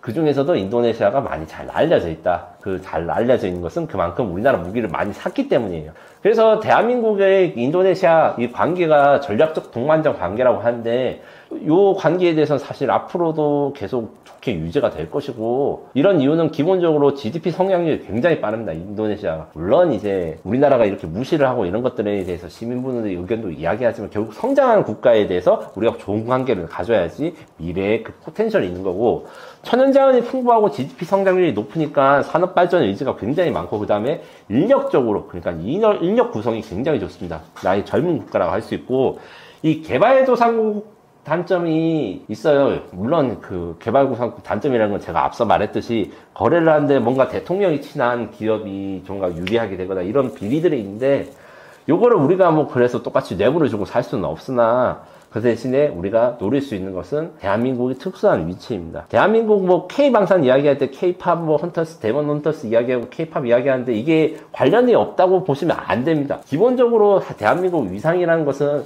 한국과 그 미국의 동맹국이지만 대한민국 독자적인 산업이 발전하고 그 다음에 독자적으로 산업에 대한 협력을 많이 할 수 있는 국가, 첨단 국가라고 인식이 박혀있기 때문에 중국이라든가 미국 한쪽 편에 서기 어려운 국가한테는 한국이 대단히 매력적인 이미지예요. 거기다가 이제 중국과는 경제적 교류도 많이 하고 미국과는 이제 군사적 교류를 하는 나라는 입장에서 그렇기 때문에 그 이미지 그 다음에 협력을 그 종합적인 방산뿐만 아니라 종합적인 산업 협력을 패키지로서 우리가 이것을 역이용하면 인도네시아를 오래된 고객으로 놔둘 수 있다. 이것 때문에 많이 도전을 하는데 물론 돈을 받는 게 어려운 거 맞습니다. 인도네시아가 뭐 돈을 안 준다, 사업이 지연된다 이거에 대해서 사실인데 그렇다 해가지고 와 인도네시아랑 무기 거래를 안 하겠어 하고 철수한 국가가 아무도 없습니다. 러시아, 중국, 프랑스, 미국까지 인도네시아에 어떻게든 무기를 팔려고 하는 거는 단순히 무기를 파는 게 수지타산에 맞는 장사 아니면 단순히 돈을 잘 주는 국가 이런 게 장사가 아니라 그 지역의 안전보장과 국제 정세를 뒤흔드는 요소이기 때문에 이렇게 도전을 하는 것이고 마지막으로 인도네시아가 우리나라한테 해준 좋은 점들이 있어요. 최초의 잠수함 수출국가, 최초의 T-50 수출국가입니다. KT-1도 아마 이제 인도네시아가 처음 수출했을 거예요. 이렇기 때문에 첫 고객을 확보한 게 굉장히 중요할 때 인도네시아가 첫 고객이 돼줬거든요. 여기에 대해서 물론 거래는 거래고 그 다음에 우리가 돈을 받아야 될 건 받았지만 인도네시아와 한국의 특수한 관계를 생각했을 때 우리가 요거를 정당하게 해야 될 거든 봤대 대신에 이제 인도네시아를 기다려주거나 아니면 티포텟 전략이라 해서 돈을 주는 만큼 주고 이렇게 하는 전략으로 사용하면 좋을 것 같습니다. 유럽, 미국 등 방산 강국들과 경쟁할 때 KF-21의 가장 큰 기술적 강점은 무엇인가요?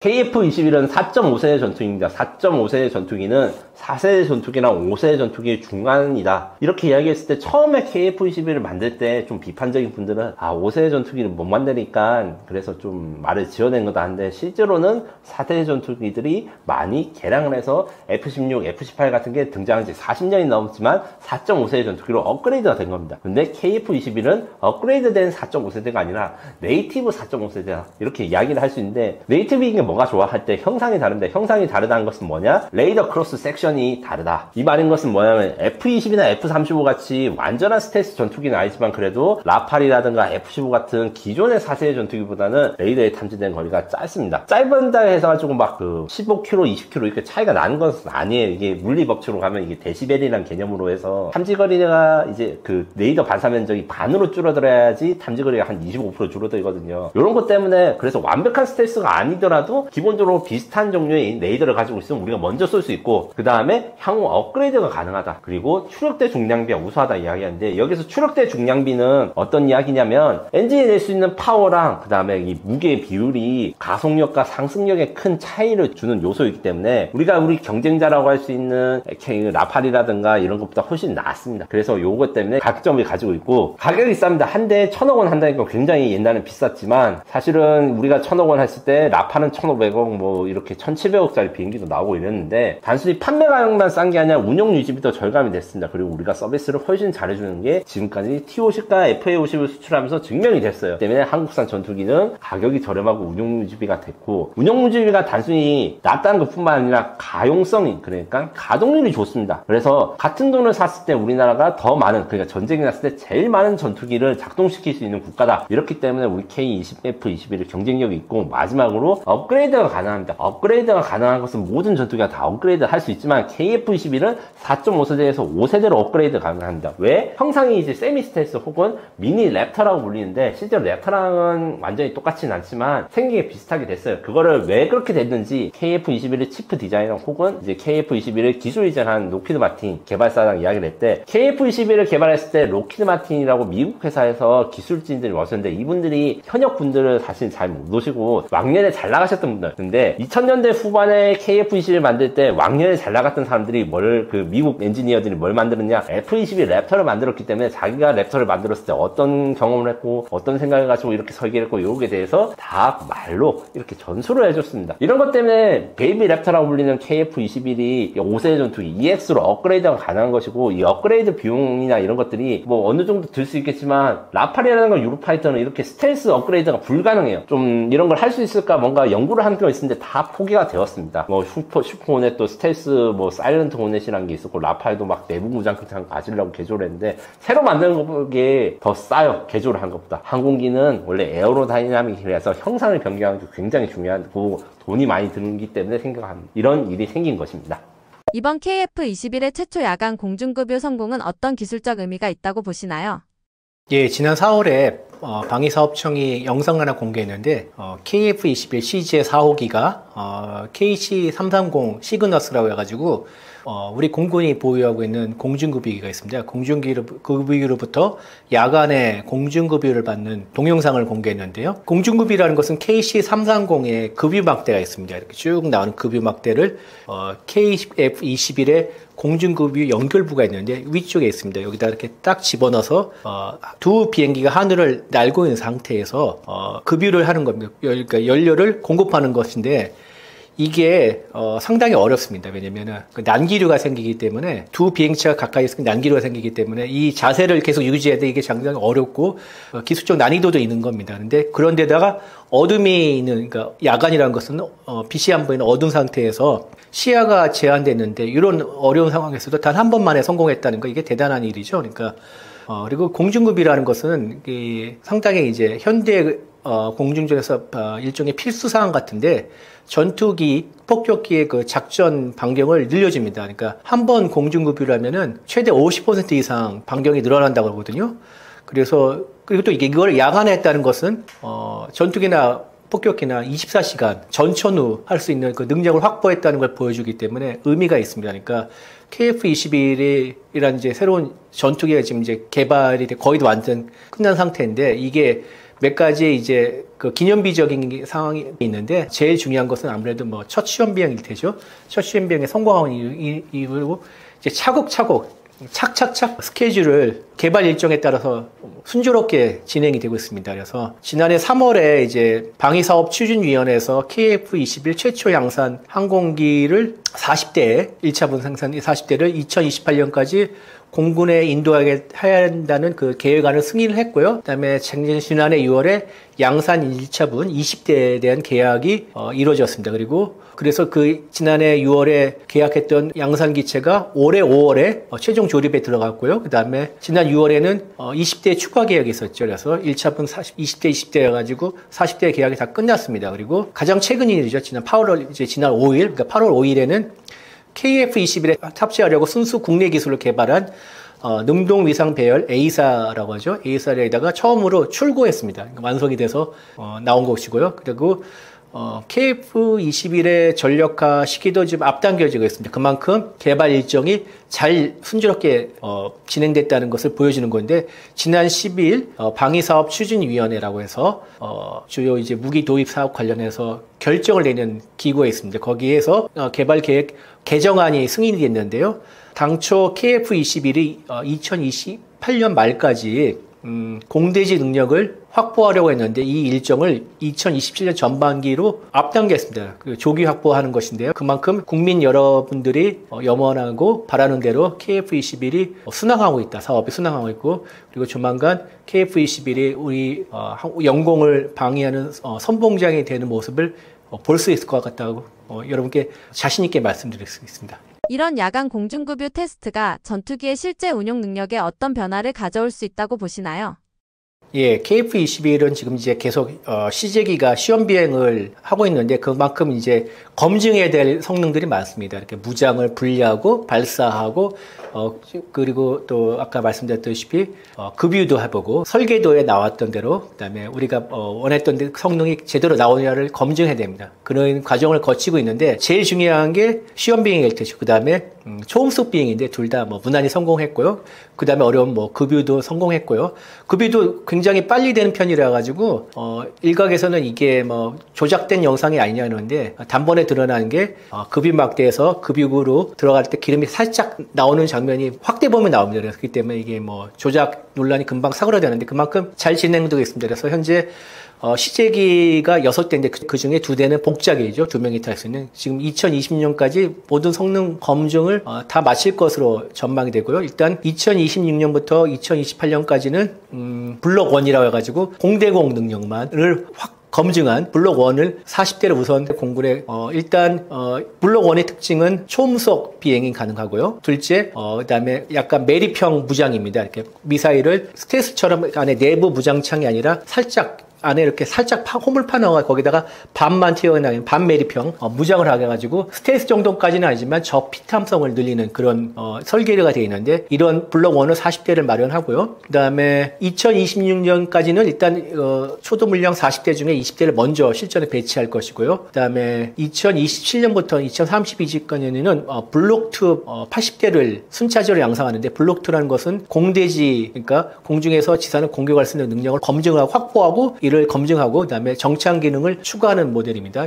해서 그리고 기존에 나왔던 블록 1 40대도 블록 2에 준하는 개량이 필요하다면 개량을 할 것이고요. 그래서 이렇게 해서 120대가 확보가 되는 것입니다. 32년까지. 그리고 2030년대 이후에는 블록 3에 대한 지금 계획은 잡혀 있는데 블록 3는 뭐냐면은 스텔스 전투기를 만드는 것입니다. KF-21을 스텔스 전투기를 만든 것인데 아까 지금 반매립형 무장이었는데 이거를 완전히 내부 무장창을 파서 그 안에 무장을 할 수 있는 거고 그다음에 레이더 반사 면적을 감소하는 소재를 적용하고 그래서 스텔스 전투기로 진화를 하는데 여기에 A사 레이더 성능을 개량한다든지 센서를 향상한다든지 생존 시스템을 통합한다든지 그다음에 유무인 전투기를 하는 멈티 복합 체계를 넣는다든지 이렇게 해서 스텔스가 보통 5세대라고 하는데 5세대 중에서도 가장 최신력과 좀 더 나은 기능을 가진 5.5세대로 이렇게 업그레이드할 계획은 잡혀 있습니다.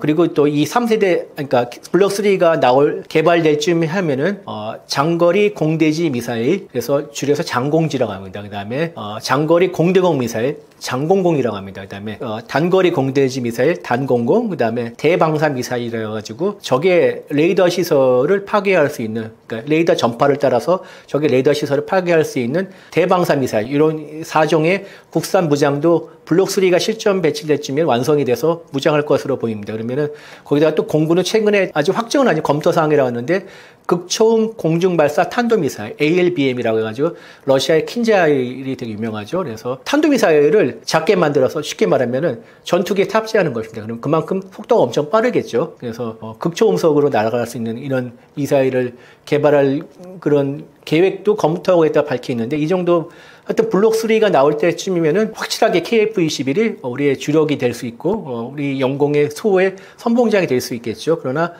약간의 이론이 있는 게 지금 이제 미국의 이제 F-47을 비롯해서 유럽에서 이제 2개의 6세대 전투기 계획이 잡혀 있지 않습니까? 그래서 우리가 5세대 그러니까 KF-21 블록 3를 뭐 KF-21 EX라고도 하는 이런 부르기도 한데 KF-21 EX로 하지 말고 바로 그냥 6세대로 넘어가자 이런 의견도 나오기 때문에 현재 뭐 어떻게 될지는 확정이 돼 있다고 말씀드리기는 좀 어렵습니다. 그래서 이거를 이제 관계 당국이 한번 검토를 해보겠죠. 6세대를 바로 넘을 것인가, 아니면 5.5세대를 거쳤다 갈 것인가를 하는데 6세대는 되게 기술적 난이도가 높고 아직 우리가 그걸 개발 5세대도 제대로 검증인데 바로 6세대 나갈 것에 대한 자신감도 없는 상태이기 때문에 좀 개인적으로 좀 힘들지 않을까 생각하는데 하여튼 그런 논의도 있는 게 사실입니다. 그래서 우리 공군은 이제 이런 같은 계획에 대해서 120대의 KF-21을 확보해서 영공 방위의 핵심 전력으로 삼는다는 구상을 갖고 있는 상태입니다. 최근 UAE 국방차관이 KF-21 시승에 직접 나섰는데요. 이런 행보는 어떤 의미가 있다고 보시나요?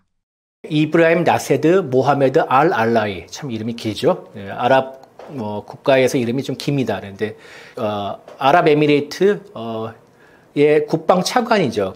이 국방차관이 한국을 방문해서 5일에 안규배 국방부 장관을 만나고 6일에는 국방부에서 이두희 국방부 차관이랑 한 UAE 차관급 운영회의를 했는데 이게 여기서 이제 양국의 방산협력을 논의했는데 이게 13차 회의입니다. 이게 어떻게 생겼냐면은 문재인 정부 때 이명박 정부의 그때 유럽 아랍에 수출하면서 거기에 뭐 비밀 협약을 맺었다 이런 내용을 터뜨리면서 외교 참사가 일어날 뻔했습니다. 그래서 그때 급히 막으면서 만든 협의체가 차관급 운영위원회인데 양국의 외교부 또는 국방부 차관들이 만나서 외교안보 현안에 대해서 논의하는 자리거든요. 하여튼 요걸 했는데 특이한 일정이 사천 기지를 이제 7일날 방문해가지고 RRI 차관이요, KF-21 CJ기 복작이죠. 복작이 뒷자리석에 앉아서 탑승을 했습니다. 그리고 바로 뒤에 이제 FA-50에 탑승한 이영수 공군 참모총장이 함께 이제 우정비행, 두 대가 나란히 하는 우정비행이라는데 이걸 해오는데, RRI 차관이요, F-16 조종사 출신입니다. 그래서 전투기 조종사고요. 나름 그 아랍에미리트에서 군부 실세로서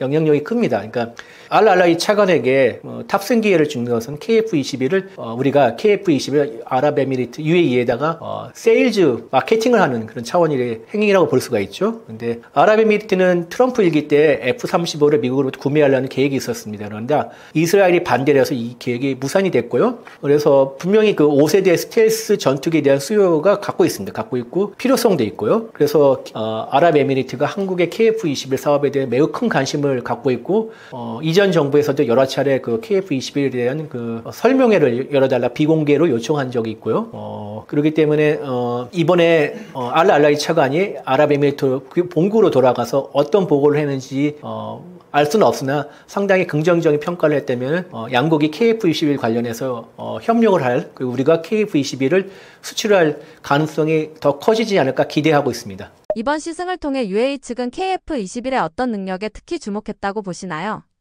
아무래도 조종사 출신이니까 기본적인 비행 성능을 점검했을 것이라고 생각할 수가 있습니다. 그러니까 꼼꼼하게 기동성을 한번 평가할 것이고요. 그리고 아랍에미리트가 지금 단계 KF-21에서 가장 관심이 있는 것은 아무래도 이게 무장 통합 능력이라고 생각합니다. 그러니까 이게 무슨 말씀이냐면은 UAE는 석유 다음 차세대 먹거리를 찾는 데 주력하고 있는데 나름대로 국가가 전략적으로 키우는 산업 중 하나가 방산이 있습니다. 방산이 있고 그래서 일단 아랍에미리트가 국방비를 많이 지출하고 거기에 따라서 해외 무기를 많이 사들이면서 그거를 일단 국내 수요가 많은데 이거를 일단 자립형 산업 생태계로 한번 만들어가지고 대체해보자 이런 계획을 갖고 있는데요. 그래서 정부 주도로 방산 전략을 본격화하고 그다음에 이를 위해서 다국적 기업이라든지 그다음에 해외 다국적 기업이라든지 아니면은 뭐 스타트업들에 대한 투자도 늘리고 있고 현지 투자와 공동 생산을 유도하고 있는 이런 상황입니다. 그래서 아랍에미리트의 꿈은 중동 지역의 방산 허브로 거듭나는 거기 때문에 그래서 제가 이제 LIG 넥스원의 판교 하우스 한번 가봤는데 취재 때는 가봤는데 거기에 중동 사람들이 꽤 있더라고요. 그렇게 물어보니까 아랍에미리트에서 온 인력들이라고 합니다. 그래서 이들이 보면 얘기를 들어보니까 MIT 같은 이제 해외파 고급 인력들이 많다고 하는데 그들이 와서 이제 기술 협력을 받고 이런 모습들을 볼 수 있습니다. 그만큼 국가에서 정책적으로 밀어지고 그다음에 아랍에미리트에서 엣지라는 그 방산 전문 그룹이 있는데 거기서 R&D부터 설계, 개발, 수출까지 모든 일관화를 이루어가지고 지금 무기를 적극적으로 개발하고 있습니다. 그래서 아랍에미리트가 엣지가 중심으로 개발하고 있는 각종 그 항공 무장들을 KF-21에 통합할 수 있는지를 알아보는데 아마 그게 가장 큰 관심사항이 아닐까 제가 추정을 합니다.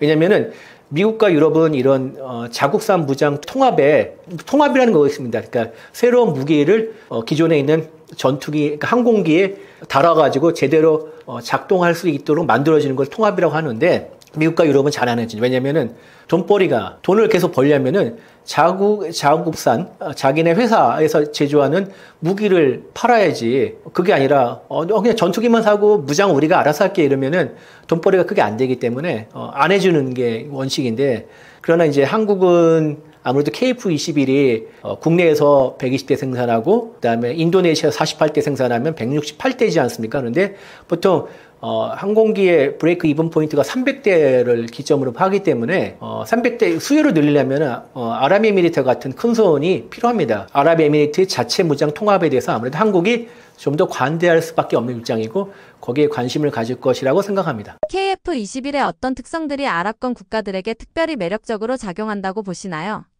아직은 큰 메리트가 없습니다. 왜냐면은 공대공 능력을 갖춘 블록 1도 완성이 안 된 상태이기 때문에 그리고 그렇기 때문에 공대지 능력을 이제 확보한 블록 2부터는 본격적으로 입지를 할 것으로 전망합니다. 그리고 특히 스텔스 기능을 갖춘 블록 3가 완성될 경우에는 그때부터는 많은 아랍권 국가들, 특히 돈을 갖고 있고 스텔스 수요를 갖고 있는 사우디아라비아나 UAE가 적극적으로 임할 것이라고 예상합니다. 특히 왜냐하면 이제 아직 그 아랍권 국가들이 스텔스 전투기를 구할 길이 마땅치 않기 때문이죠. 미국은 이제 F-35를 아직 아랍권 국가에는 내줄 생각이 없는 듯을 보이고, 그래서 이제 아랍에미리트가 지난 2021년 두바이 에어쇼 때 러시아의 수호의 75 체크메이트라는 이제 약간 작은 형태의 스텔스 목업을 한번 전시한 적이 있는데, 그 당시에 두 국가가 상당히 협의를 진행하지 않아 추정을 합니다. 왜냐면 그 러시아는 이제 개발 비용이 필요할 때시고 UAE는 스텔스 전투기에 필요할 것이기 때문에 양국의 이해관계가 맞아 떨어져 가지고 돼 있는데, 이게 우크라이나 전쟁이 일어나면서 이게 파투가 났습니다. 파투가 났고, 그다음에 중국이 대안이 될 수 있는데 J-20 중국에 이제 지금 막 찍어내고 있는 J-20이라는 스텔스 전투기는 아직 본격적인 스텔스 전투기로 꼭 평가하기는 이르지 않았나. 왜냐면 미국군에서는 뭐라고 평가했냐면은 중국의 스텔스 전투기들은 밤잠을 설칠 만한 게 아니다. 그러니까 그 인도 태평양에서 작전하면서 중국의 J-20 전투기들과 여러 차례 조우할 기회가 있었는데 그렇게 평가를 내린 거, 그때 확인해 보니 스텔스 능력이 생각보다는 별로지 않았나 이렇게 추정할 수가 있죠. 근데 앞으로 나올 J-35라는 전투기가 있는데 중국이 또 다른 스텔스 전투기인데 이거는 어떻게 될지 모르겠지만 현재 상태로 보면은 J-20은 대안이 안 돼 있고, 그렇다면은 스텔스 전투기를 만들어줄 수 있는 게 튀르키예인데 튀르키예는 자칭 5세대 전투기인 칸을 지금 열심히 개발하고 있죠. 근데 아직 CJ기 테스트도 딱 한 번밖에 안 했고 시범 비행도 한 번밖에 안 했고 제대로 된 평가도 못 하고 있고, 그 CJ기를 몇 대 더 만든다는 그 단계이기 때문에 언제 나온다는 보장이 없습니다. 그래서 KF-21이 지금으로서 아랍권 국가들이 가지고 있는 최선의 대안이 아닌가 이렇게 생각이 되기 때문에, 그리고 또 사우디나 아랍에미리트는 주적이 이란입니다. 근데 이번에 이란과 이스라엘의 전쟁에서 보면은 이스라엘의 F-35가 맹하려고 그랬죠. 그래서 스텔스 전투기의 필요성에 대해서는 누구보다 잘 알기 때문에 조만간 좋은 소식이 올 수도 있을 것이라고 저는 기대하고 있습니다. 앞으로 KF-21이 UAE 및 아랍권과의 협력에서 어떤 방향으로 진행될 거라고 보시나요? 앞서 특히 아랍에미리트가 또 사우디아라비아도 방사를 차세대 먹거리를 생각하기 때문에 KF-21을 수출할 경우에는 아랍권을 수출할 경우에는 맞춤형 모델 개발과 함께 기술 이전 확대를 요구할 가능성이 크다고 생각합니다. 그래서 그리고 우리가 그러면은 현지 생산도 요구할 수도 있을 가능성이기 때문에 우리가 그러면은 개발 비용을 좀 보전하는 그런 방향으로 협상할 가능성이 크다고 생각합니다. 그리고 특히 아랍에미리트는 중요하게 생각하는 게 안전보장입니다. 특히 아랍에미리트는 나라가 작고 그다음에 군사력은 나름 충실히 갖추고 있지만 워낙 나라의 규모가 작기 때문에 외국과의 협력을 통한 안전보장을 요구하고 있습니다. 그래서 우리가 바카라의 원전을 팔면서 어느 정도 안전보장한다는 비밀협약을 맺었다는 파문이 있지 않았습니까? 이명박 대통령 때. 그런 거와 마찬가지로 KF-21을 만약 우리가 수출할 경우에는 한국과 아랍에미리트의 합동군사훈련을 더 늘리든지 작전 교류를 더 늘리든지 이렇게 해서 양국 간의 안보협력과 함께 상호운용성을 향상하면서 일정 정도의 지금보다 더한 상태의 안전보장을 요구할 가능성이 있다고 생각합니다. 거기에 대해서 우리가 적절하게 잘 대응할 필요가 있다고 생각합니다. 우크라이나 전쟁과 중동 전쟁 이후에 이제 제가 떠먹여주는 TV와 같은 경제 채널에 자주 출연할 수 있는 기회가 마련이 됐습니다. 그래서 여러분들을 가끔씩 이렇게 뵙고 하는데 개인적으로는 되게 좋은 기회라고 생각하는데 또 한편으로는 세계 곳곳에서 아직도 전쟁이 벌어지면서 그 전쟁으로 수많은 사람들이 다치고 죽는 이런 현실이 안타깝습니다. 앞으로 제가 여러분을 덜 배워도 좋지만은 이렇게 전쟁이 빨리 종식이 되고서 많은 사람들이 평화롭게 살았으면 좋겠습니다. 이게 진짜 제 개인적인 바람이고요. 그리고 한반도도 지금 여러 가지 안보 환경이 많이 좋지는 않습니다. 좋지 않고 지금 북한이 특히 이제 적대적 이 두 국가로 하면서 여러 가지 묵리를 지금 부리고 있는데 안보가 되게 중요한 상황입니다. 그래서 빨리 한반도도 평화가 찾아왔으면 하는 게 제 바람이고요. 그런 와중에 우리가 평화를 이루려면은 전쟁을 준비하라는 또 이런 얘기지 않습니까? 그래서 나름대로 철저하게 안보를 준비하는 태세가 필요하고 거기에 한 방안으로 또 제가 중앙일보에서 더 중앙 플러스라고 해서 유료 기사입니다만은 한국에 되게 필요하는 핵 억제에 대해서 한번 이렇게 분석한 글을 연재한 적이 있습니다. 그래서 아래 링크를 달아놨으니까 한번 커피 한 잔 값 조금 내시면서 한번 들어가 보셔서 같이 한번 인식을 공유할 수 있는 자리를 한번 마련해 봤으면 좋겠습니다. 감사합니다.